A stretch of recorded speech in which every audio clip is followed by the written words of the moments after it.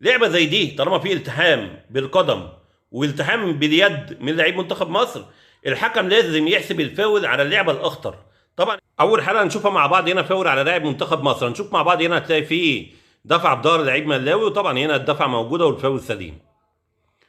نروح للحاله اللي بعديها وهنا فاول على لاعب ملاوي. هنشوف مع بعض هتلاقي اللاعب بيستخدم اليد وفي دفع بظهر لعيب منتخب مصر، وطبعا هنا استخدام اليد موجود والفاول سليم. نروح للحاله اللي بعديها وهنا فاول لصالح لعيب منتخب مصر. هنشوف مع بعض هنا هتلاقي فيه التحام بالقدم، طبعا هنا الالتحام موجود والفاول سليم. نروح للحاله اللي بعديها. الحاله دي مهمه جدا. هنا هنشوف مع بعض كده هتلاقي لعيب منتخب ملاوي عامل التحام بالقدم زي ما احنا شايفين مع بعض، لكن بص كده على يد لعيب منتخب مصر، طبعا هنا برضو في التحام بالقدم وفي التحام باليد.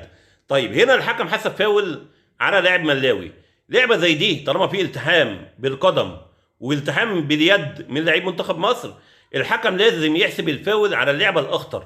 طبعا اللعبه الاخطر هنا استخدام اليد في وش لعيب ملاوي، يعني اللعبه زي دي كان لازم يبقى الفاول على منتخب مصر مش لصالح منتخب مصر.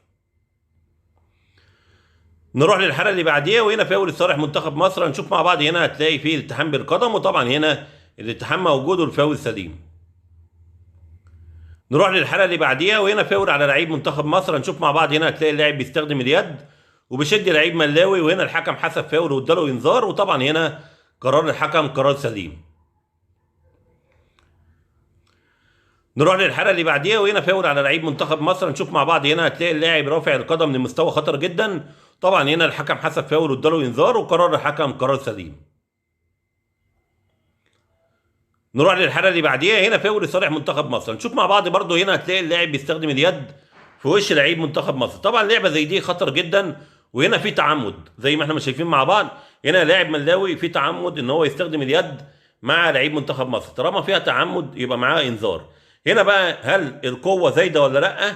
لو كان في فار كنا ممكن نشوفها من زاويه اقرب من اللي انا جايبها، وكان ممكن يبقى فيها طرد لو في فار، لكن طبعا ما فيش فار، فجايبين اللقطه اللي احنا جايبينها دي اقرب زاويه توضح ان اللاعب هنا بيستخدم اليد في وش لعيب منتخب مصر. لكن هنا الحكم حسب الفاول وادى اللاعب انذار، طبعا برضو هنا نقول ان الحكم قراره سليم.